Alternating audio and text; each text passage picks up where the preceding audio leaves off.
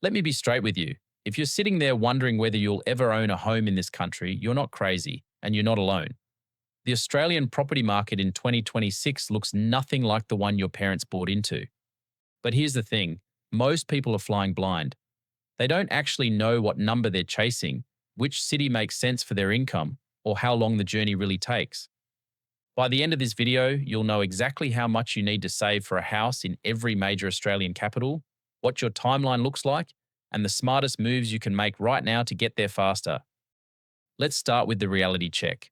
As of May 2026, the median house price across our combined capital cities has cracked just over $1 million. But averages hide the truth, because Sydney and Darwin are living on different planets. So let's break this down, city by city, starting with the most expensive. Sydney sits at the top of the mountain. The median house price right now is $1,600,301. If you're going for the traditional 20% deposit to avoid lender's mortgage insurance, you're looking at $320,000. And that's before stamp duty, conveyancing, building inspections, and moving costs. Add another $60,000 to $80,000 for those. And your real target is closer to $380,000 to $400,000 in cold, hard cash. To service that loan comfortably, a single buyer needs to earn around $232,000 a year, or a couple needs roughly $121,000 each. For most Sydney-siders, that's why the conversation has shifted from buying a house to buying a unit, or moving an hour out of the city to areas like the Central Coast or the Blue Mountains where the math finally starts to work. Melbourne is the next big one, but the gap to Sydney is wider than it's been in 20 years. The median Melbourne house now sits at $972,734. A full 20% deposit is $194,547. With buying costs added, you're aiming at roughly $230,000 to $250,000 saved. Income required, around $145,000 for a solo buyer, or about $85,000 each for a couple. Melbourne is becoming the value play in the eastern states, and a lot of smart first home buyers are noticing. With stamp duty exemptions for first home buyers on properties up to $600,000 in Victoria, the entry cost can drop significantly if you're willing to look at the outer suburbs. Brisbane has seen massive price growth. 5 years ago, this was the affordable cousin. Today, the median house price is $1,222,906, up 19% in just the last year alone.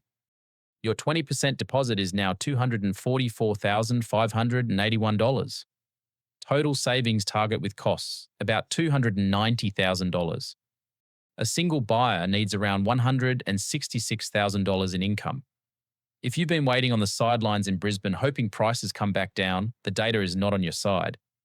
The 2032 Olympics, strong interstate migration from New South Wales and Victoria, and a serious shortage of new builds are all pushing in the same direction. Perth has been the runaway leader, annual growth of nearly 26%. The median house price hit $1,087,507, which would have sounded absurd in 2020 when Perth houses were going for half that. Your 20% deposit is now $217,501. Solo income required, around $147,000. The mining boom money, strong interstate migration, and a chronic housing shortage have transformed this market. For buyers chasing affordability in Perth today, the inner suburbs are largely out of reach, and most first home buyers are looking 20 to 30 kilometres from the CBD to find something within their budget. Adelaide has become one of the most surprising markets in the country. Median house price, $1,006,099. A 20% deposit is $201,220. A solo buyer needs about $143,000 in income, or $84,000 each for a couple. If you'd bought in Adelaide 5 years ago, you'd be sitting on roughly 77% capital growth. That ship has largely sailed, but the city still offers better value than Sydney or Brisbane, and the defence industry boom around Osborne is creating real long-term demand. Canberra often gets forgotten in these conversations.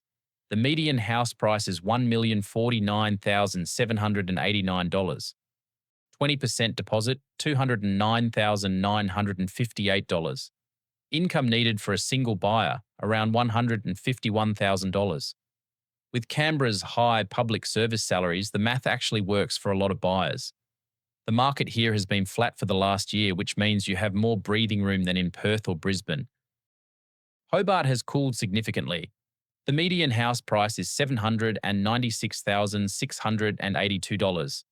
Your deposit target, $159,336. Solo income required, around $118,000. Hobart is one of the few capitals where values are still below their 2022 peak. If you can work remotely and love Tasmania, this is worth a serious look. And finally, Darwin, the most affordable capital city to buy a house, with a median price of $732,769.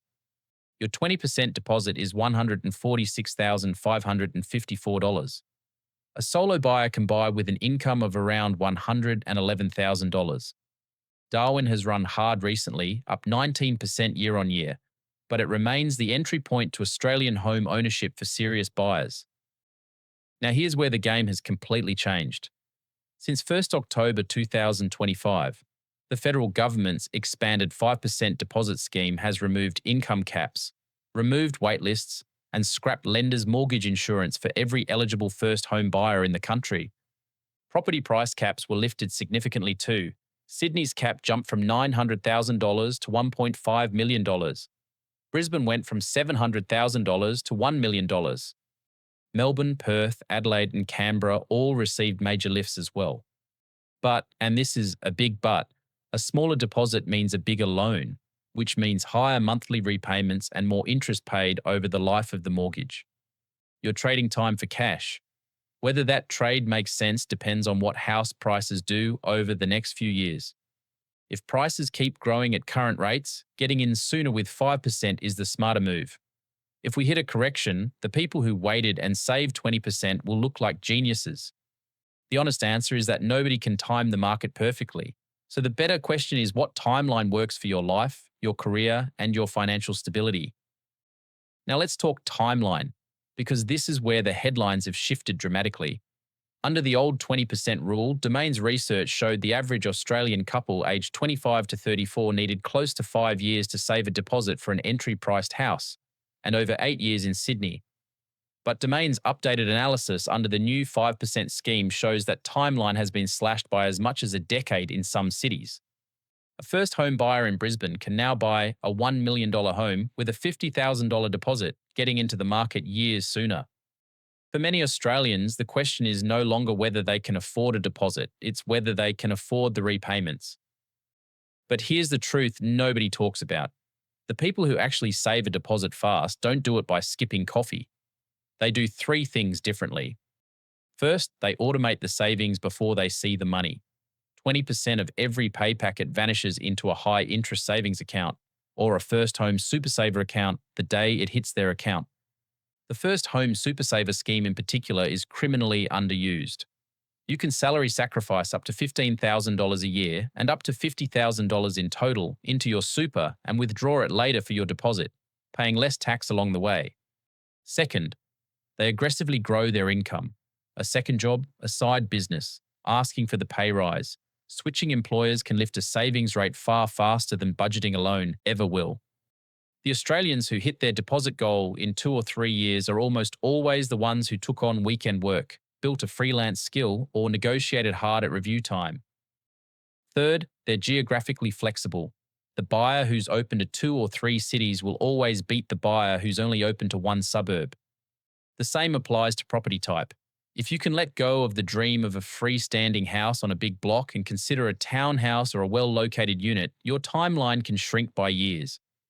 If this breakdown helped you see the path more clearly, hit the like button and subscribe to the channel. Thanks for watching, and I'll see you in the next one.